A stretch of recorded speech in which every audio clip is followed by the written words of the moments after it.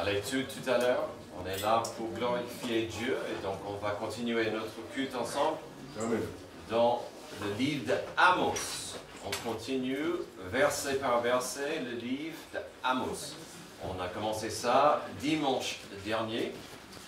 Le titre s'appelle Simple. Alors on a commencé cette nouvelle série. Nous avons vu que le titre, c'est une réflexion de plusieurs choses liées au livre. Par exemple, Amos lui-même était à la base un homme simple de la terre. Il était un berger, pas un prêtre, ni quelqu'un officiellement formé. Et il était simplement obéissant. Puis il avait le message que Dieu avait pour lui. Même si Dieu avait plusieurs messages qu'il voulait qu'il donne, il avait plusieurs gens qui devaient entendre ces messages. Le message était assez simple à la base. Le message de base restait simple. C'est-à-dire que Dieu n'en pouvait plus et sa justice devait agir. Donc pour ceux qui sont frustrés parfois en disant « Où est Dieu? J'aimerais voir que Dieu agisse plus souvent. Est-ce que la justice de Dieu va frapper ?»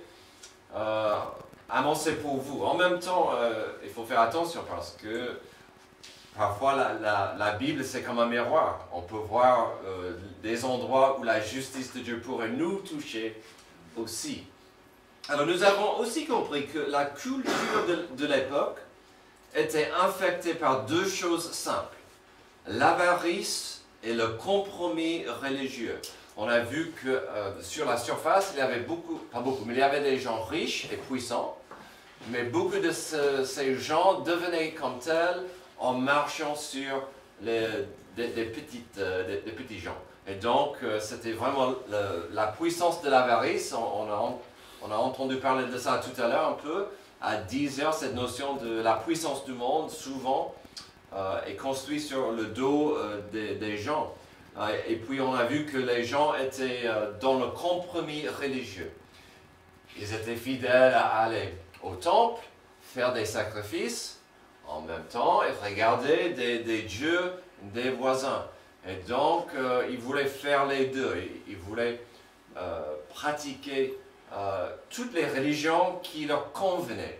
Et donc, on a vu ce problème de la culture. Si vous voulez, à l'époque, ces deux perversions, l'avarice et le compromis religieux, c'était des divergences de certaines valeurs de notre but.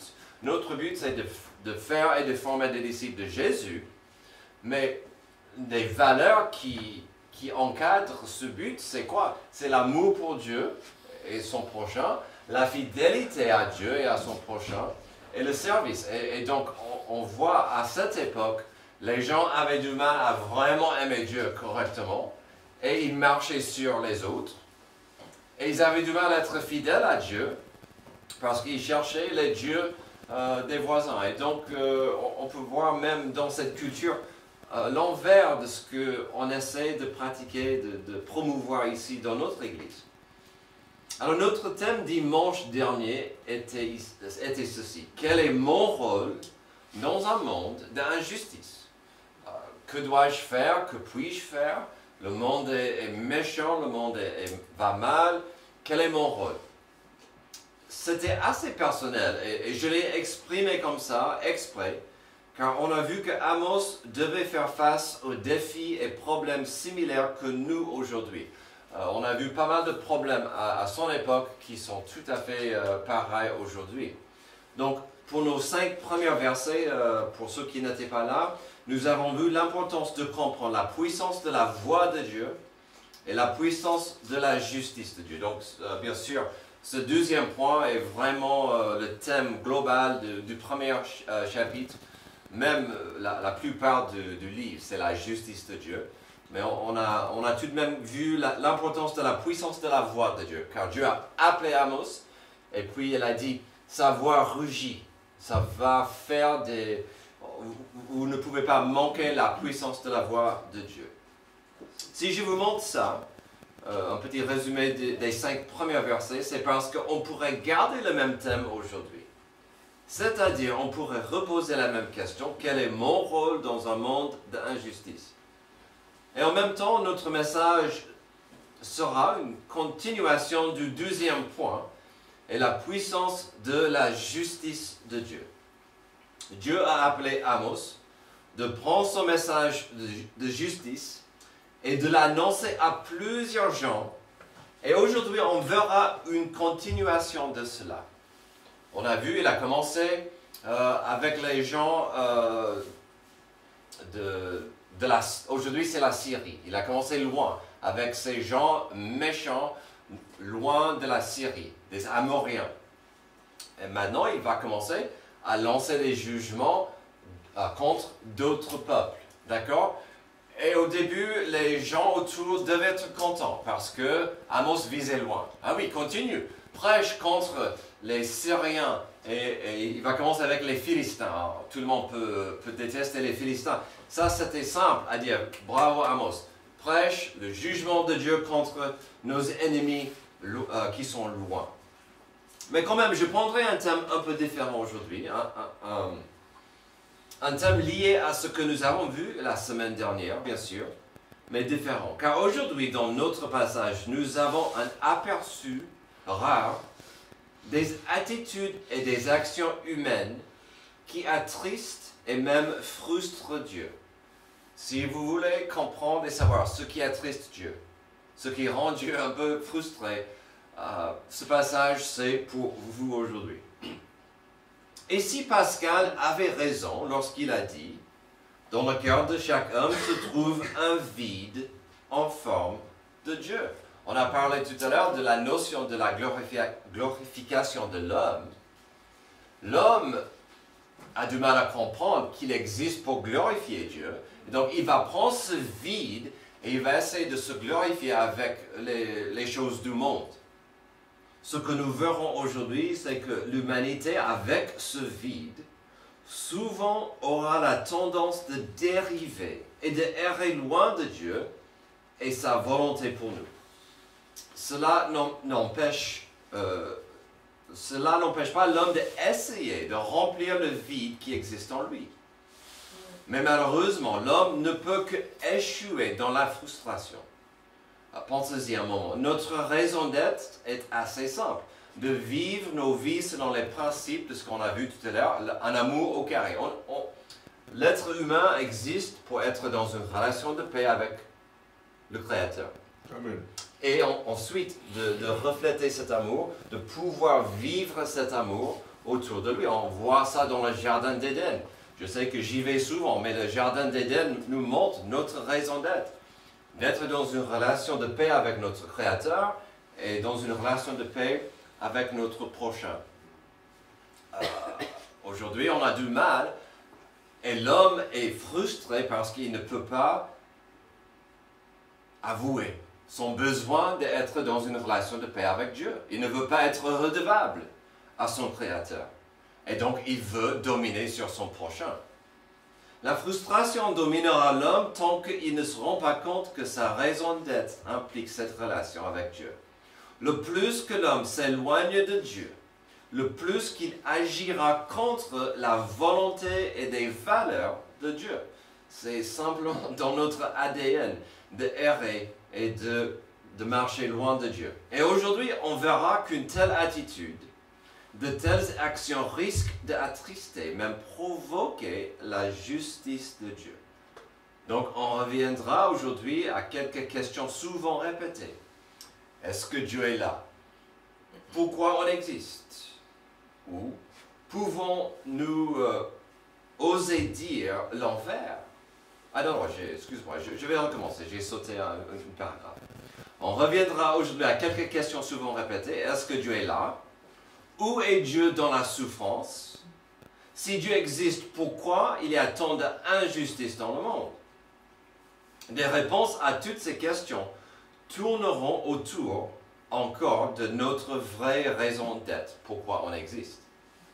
Ou pouvons-nous oser dire l'envers? De notre passage aujourd'hui, pourrions-nous proclamer quelques vérités de Dieu par rapport à l'humanité et de notre existence dans ce monde pourri? Voyons. D'abord, nous allons découvrir une vérité qui devrait être basique et simple, mais parfois n'est pas le cas. D'abord, l'être humain n'existe pas pour être volé. Ce n'est pas son but. Il n'existe pas pour être comme de la marchandise, quelque chose à voler. Verset 6. Voici ce qui dit l'Éternel. À cause de 3 crimes de Gaza, même de 4, je ne reviens pas sur ma décision, parce qu'ils ont fait une foule de prisonniers. Alors on va s'arrêter brièvement ici pour voir la vérité des choses. Comme la semaine dernière, nous avons vu que si Amos parle à une ville, Gaza, c'est plus ou moins à la ville principale d'un peuple qu'il s'adresse. Donc aujourd'hui, si Amos parlait aux États-Unis, il dirait à Washington DC. Aujourd'hui, s'il criait sur la France, peut-être il dirait Paris. Change, répondez-vous, voilà. Donc c'est un peu l'idée. Même si, pour les Philistins, il va parler de plusieurs villes, vous allez voir, c'est intéressant. Mais il commence avec la ville principale, Gaza. Si la semaine dernière, il a commencé ses jugements contre la ville de Damas et le peuple de Aram, aujourd'hui on voit un message destiné aux Philistins. Ah, ce peuple. Les Philistins qui étaient toujours une écharde constante dans la chair d'Israël. Pendant des siècles, il y avait des ennemis divers, mais les Philistins étaient toujours problématiques. Alors, comme je vous ai expliqué dimanche dernier, cette phrase au verset 6, c'est une façon d'expliquer la gravité de la situation. Quand il dit, à cause de 3 crimes de Gaza, même de 4, je ne reviens pas sur ma décision, ça veut dire, c'est officiel, j'ai décidé. Il y en a qui pouvaient être dans la repentance, mais mon jugement va tomber. Aujourd'hui, on dirait, c'est le goutte d'eau qui a débordé le vase. Donc, il faut comprendre cette phrase parce qu'il va le dire encore et encore. Alors, quel était leur crime inexcusable? Après les siècles et des siècles de persécution par les Philistins, qu'est-ce qu'il y a qui a débordé le vase? Quel était le goutte qui a débordé le vase? Ils sont entrés en Israël, les Philistins. Ils ont mis en captivité des communautés entières. Encore, nous voyons, comme la semaine dernière, que même si quelqu'un peut agir avec puissance, ça ne veut pas dire qu'il devrait. Et ce principe me fascine depuis que j'ai commencé ce chemin en Amos. Car on a vu la semaine dernière que Dieu a ordonné, Dieu a béni, Dieu a planifié que Damas et les Syriens frappent et punissent Israël. Mais ils sont allés trop loin. Dieu a permis à ce que les Philistins punissent les Israélites. Mais ils sont allés trop loin. Tout à l'heure, on parlait de la gloire de l'homme. Dieu a permis à ce que Nebuchadnezzar humilie et punit Israël, mais à un moment donné, lui-même, il a été puni pour son orgueil. Donc c'est intéressant de voir que parfois Dieu permet une autorité d'agir, mais quand même cette autorité a des responsabilités de ne pas aller trop loin. Et on voit ce problème ici. Malheureusement, nous n'avons fait qu'effleurer le sujet. Pourquoi on a volé des gens ici? Ok? Dans le but de les vendre. On va continuer le verset 6. Parce qu'ils ont fait une foule de prisonniers pour les livrer à Édom. J'enverrai le feu dans les murs de Gaza et il en dévorera les palais. J'exterminerai de Asdod les habitants et de Ascalon celui qui tient le sceptre. Je tournerai ma main contre Écran et le reste des Philistins disparaîtra, dit le Seigneur l'Éternel. Le but, c'était l'esclavage. Ils ont volé, ils ont pris des captifs, et ils les ont vendus à Édom. Selon la fin du verset 6, nous avons un problème. Ce n'est pas un petit problème, ce n'est pas un malentendu entre deux villages. Après une victoire dans une bataille, c'était une chose de dépouiller des morts, de chercher le butin de guerre. Mais ici, ça n'a rien à voir. Nous parlons ici de l'esclavage. Les Philistins ont capturé ou volé des gens comme des objets. Et le but principal, c'était de les vendre comme des objets. Selon le verset 7 et 8, Dieu allait punir sévèrement des villes principales du peuple philistin. Mais il ne faut pas rater le pourquoi, la raison du jugement. Des Philistins ont capturé des gens pour les vendre en esclavage à quelqu'un d'autre, et dans ce cas, c'était Édom. N'oubliez pas ce nom, car on va en revenir. Mais ce qui compte ici, c'est de comprendre que chaque être humain est créé dans l'image de Dieu. Amen. Et ça lui donne une valeur inestimable. Amen.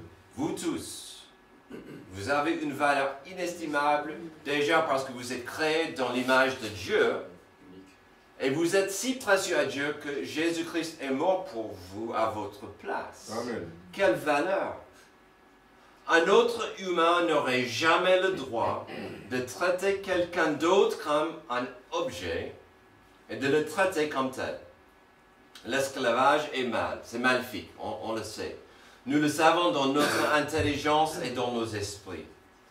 Mais aujourd'hui, parfois, on ne veut pas y penser, parce que ça, c'est de l'ancienne histoire.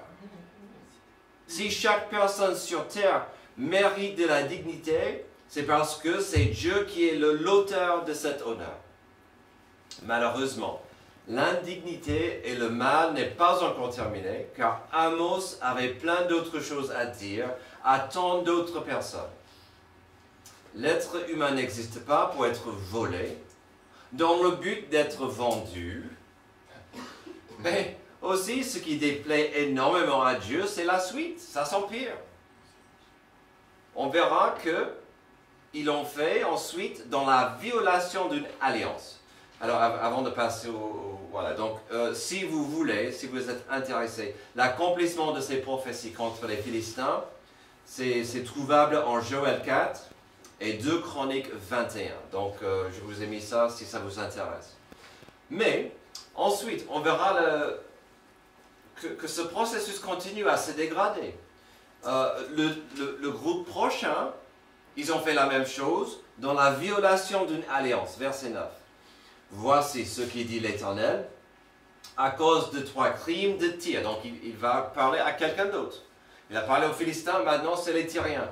À cause de 3 crimes de Tyr, même de 4, je ne reviens pas sur ma décision. Parce qu'ils ont livré à Édom une foule de prisonniers sans se souvenir de l'alliance fraternelle. J'enverrai le feu dans les murs de Tyr et il en dévorera les palais. Ici, nous avons le même crime que nous venons de voir chez les Philistins. Le royaume de Tyr a volé puis vendu les gens en esclavage. Mais il y a un nouveau détail ajouté à la formule qui déplaisait à Dieu. Ces deux peuples étaient unis à une époque par une alliance, un contrat de paix, une amitié. Un contrat de paix et ça rendait cette action encore abominable aux yeux de Dieu. Amos ne donne pas de précision sur cette alliance en question, même s'il l'appelle une alliance fraternelle. Puisque ces deux peuples n'avaient pas un lien de sang ou de famille, c'est intéressant qu'il dit c'est une alliance fraternelle.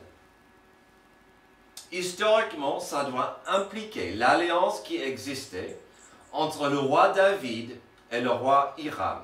Ça se trouve, il y a plus de détails dans le livre 1 Roi, chapitre 5. Les deux rois étaient plus qu'amis, ils étaient partenaires, ils étaient alliés. Si l'histoire d'Israël envers ses voisins est souvent sanglante et violente, nous pouvons trouver dans l'histoire de David et Hiram l'espoir de ce que Israël devait être pour le monde. On oublie souvent, parce qu'on voit, Israël était toujours à la guerre, ils étaient contre cette nation, les juges disaient, répondez-vous, sinon, beaucoup de violence. Mais à la base, Israël devait être un phare pour toute la nation. Et Dieu il a laissé un accès aux étrangers pour venir au temple, pour glorifier et adorer Yahvé. Et donc, on voit un bel exemple de ce que Israël pouvait et devait être pour toutes les nations, avec Hiram et David. Mais pour revenir à ce que Dieu avait contre Tyr, et ce qu'il voulait que Amos proclame, il y avait une alliance fraternelle entre deux peuples. La Bible parle énormément des alliances. Dieu parle beaucoup de sa parole et les alliances. Que ce soit le mariage, que ce soit entre lui et son peuple spécial Israël, que ce soit entre son épouse l'Église, Dieu prend au sérieux des alliances. Et quelque part, nous avons perdu l'importance et le poids d'une telle idée. Aujourd'hui, une alliance, un contrat, alors si je peux faire mieux avec un autre, je ferai mieux.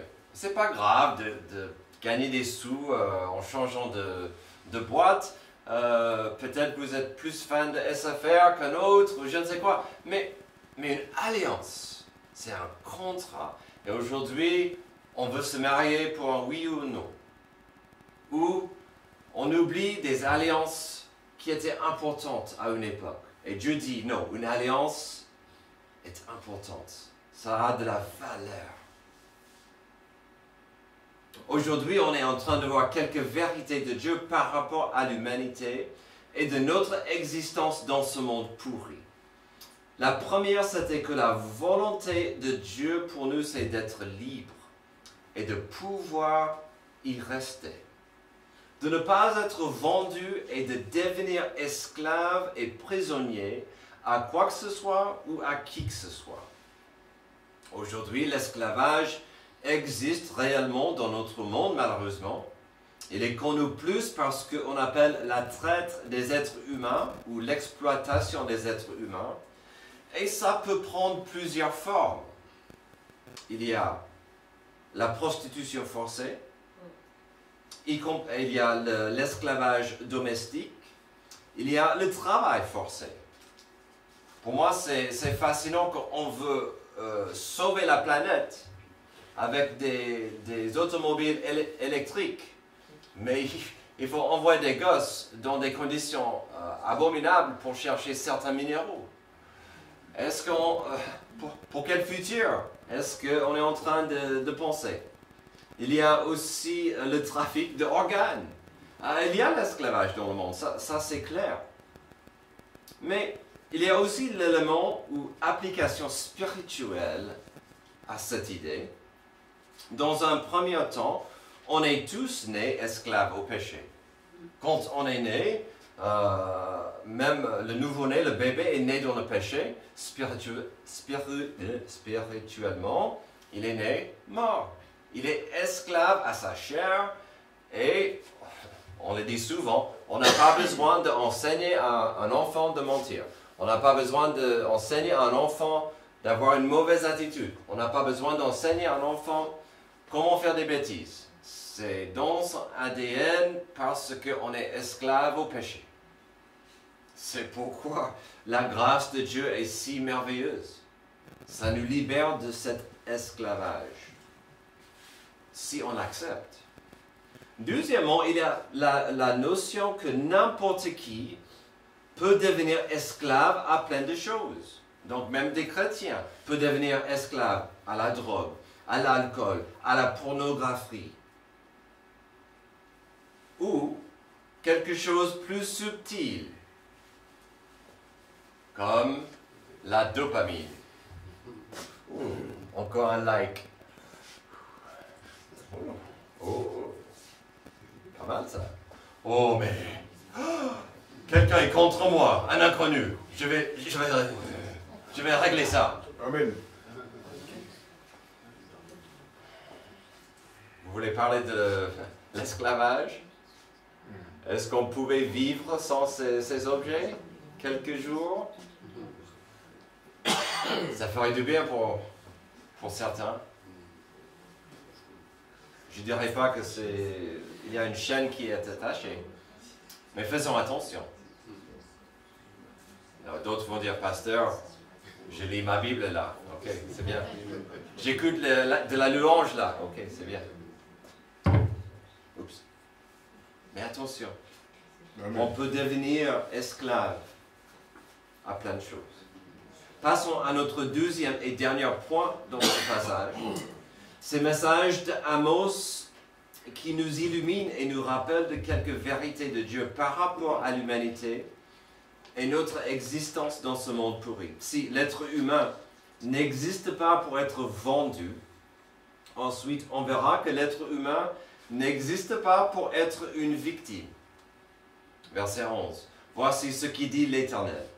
À cause de 3 crimes d'Édom, même de 4, je ne reviens pas sur ma décision. Parce qu'il a poursuivi ses frères avec l'épée en étouffant sa compassion. Parce que sa colère déchire toujours et qu'il garde éternellement sa fureur. J'enverrai le feu dans tes mains et il dévorera les palais de Bosra. Alors, l'être humain n'existe pas pour être une victime. Il y a beaucoup de vérité dans cette phrase. Parce que on est tous victimes à quelque chose dans la vie. On devient victime assez facilement à l'injustice, à la méchanceté, au mensonge des autres. Ce n'est pas le désir de Dieu, ce n'est pas le monde idéal que Dieu veut pour nous. Alors ici, nous entrons dans une situation dans le passage unique et vachement intéressante. Qui était Édom? Et pourquoi Édom semblait avoir une haine spéciale du peuple de Dieu? Pourquoi encore nous voyons le mot frère ici? Ah, cette fois-ci le mot frère est juste. Ce n'est pas figuratif comme on a vu avec Tyr. Les Édomites avaient un lien important de sang avec Israël. Ils étaient les descendants d'Ésaü. Si vous ne connaissez pas l'histoire, Jacob était le petit-fils d'Abraham, le fils d'Isaac. Avant de devenir un grand patriarche, avant de devenir Israël, et le père des 12 fils, qui devenaient des 12 tribus, Jacob a manipulé et volé la bénédiction que son frère Ésaü devait recevoir. Tout le chapitre 27 de Genèse est important, mais voici juste un verset clé à voir. Genèse 27, 41, Ésaü éprouva de la haine contre Jacob. Alors, j'ai un frère. Est-ce que je peux avouer que dans ma vie, quand j'étais petit, peut-être j'avais de la haine pour mon frère, peut-être des sentiments un peu violents. Ça s'arrangeait, heureusement. On est proches aujourd'hui. Mais là, Ésaü éprouva de la haine contre Jacob à cause de la bénédiction que son père lui avait accordée. Il disait dans son cœur, le moment où l'on mènerait le deuil sur mon père va approcher et je tuerai mon frère Jacob. Des années plus tard, les 2 frères ont fait la paix et ils avaient une relation plutôt sereine, mais en même temps, Ésaü a engendré des Édomites, sa propre famille. Tandis que Jacob engendrait les Israélites. Ils étaient liés par le sang et des connexions familiales, mais il y avait toujours des tensions et des sentiments de rancune entre les 2 peuples. Quelque part, au niveau humain, ça se comprend. Car les Édomites disaient, Jacob a volé notre bénédiction. Historiquement, quand Édom pouvait gêner, quand Édom pouvait persécuter, pouvait blesser Israël, il le faisait sans faute, sans hésitation. Il y a pas mal d'exemples de cette relation fracturée et rancunière. Voici quelques exemples. Nombre 20 à 14, Deutéronome 2, 4, 23, 7 et Abdias 1, 10 à 12. Peut-être la clé de notre passage, de cet oracle, ce jugement revient à la 12e moitié du verset 11. Où il dit, parce qu'il a poursuivi ses frères avec l'épée en étouffant sa compassion, parce que sa colère déchire toujours, et il garde éternellement sa fureur. Ironiquement, ce jugement de Dieu pour Édom est clair et carré. En même temps, il y a un non-dit évident dans ce passage. J'espère que vous l'avez compris.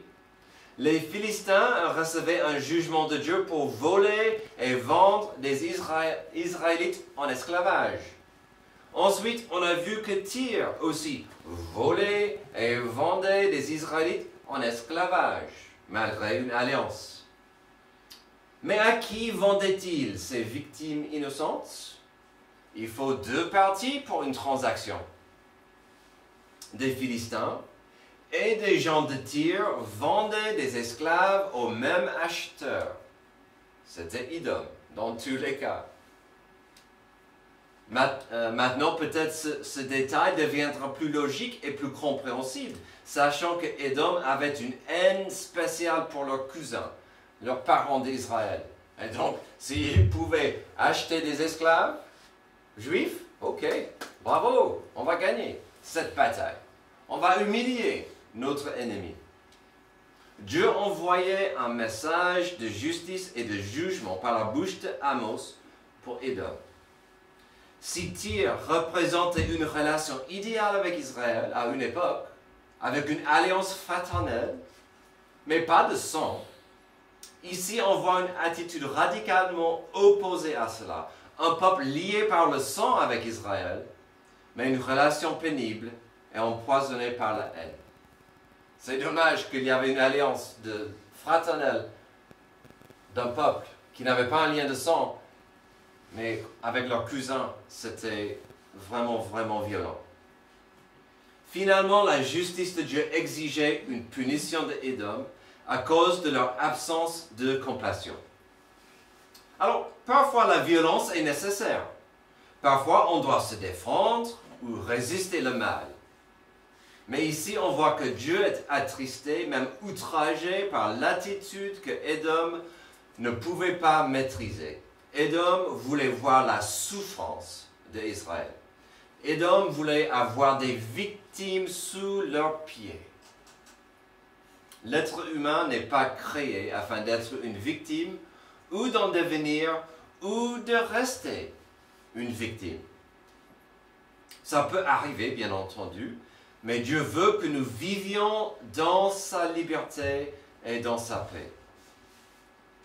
Dans le cas d'Israël, même si le peuple devait entrer dans une période de punition et de châtiment à cause de ses péchés, en même temps, il est clair dans ce premier chapitre que Dieu veut que ceux qui sont puissants agissent avec un équilibre, avec compassion et avec dignité pour autrui.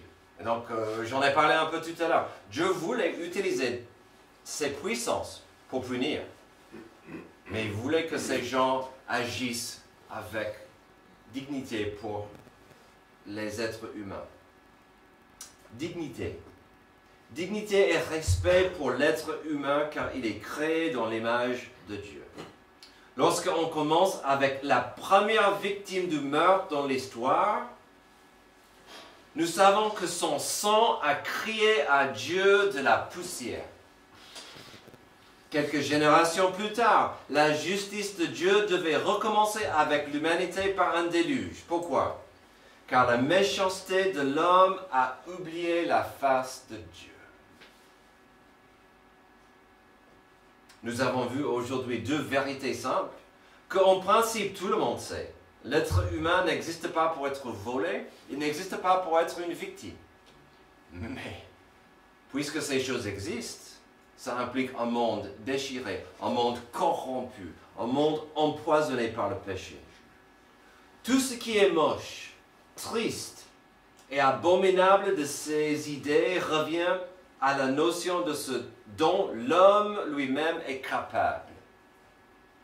Dieu a compris dès le début de notre histoire que Satan a fait son mieux de voler, puisqu'on parle de vol.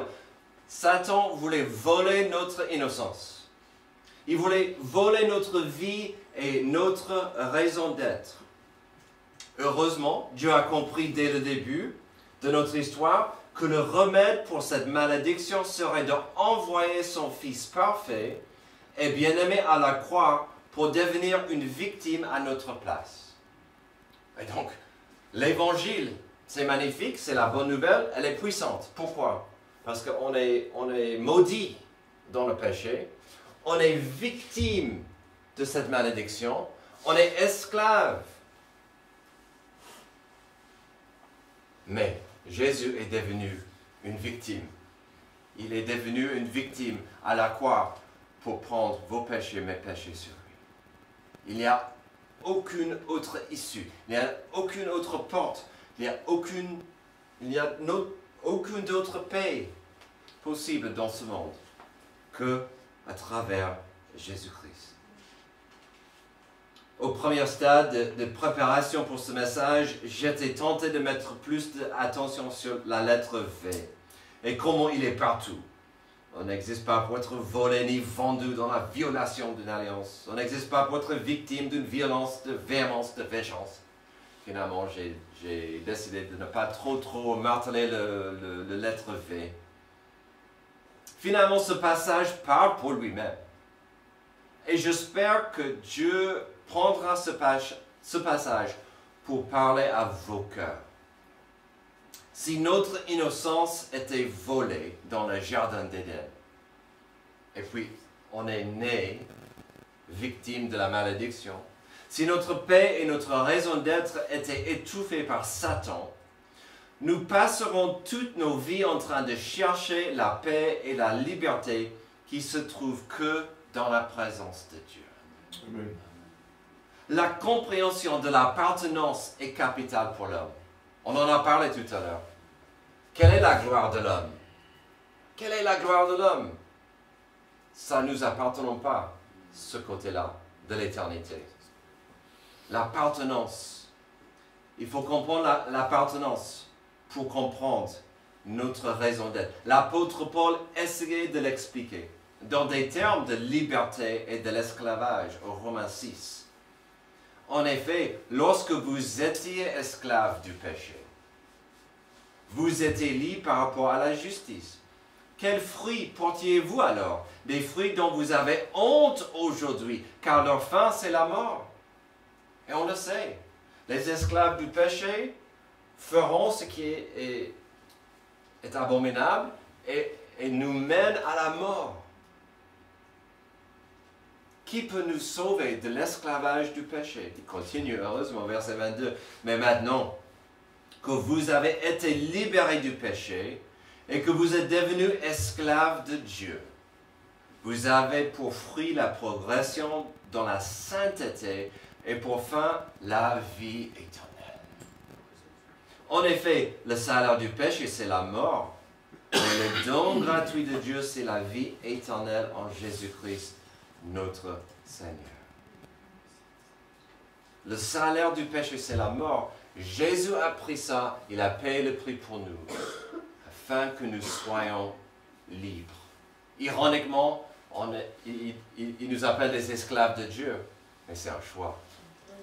On peut quitter le marché de l'esclavage pour dire, je m'appartiens à Dieu. Amen. Jésus a payé ma place. Loué soit Dieu. Merci.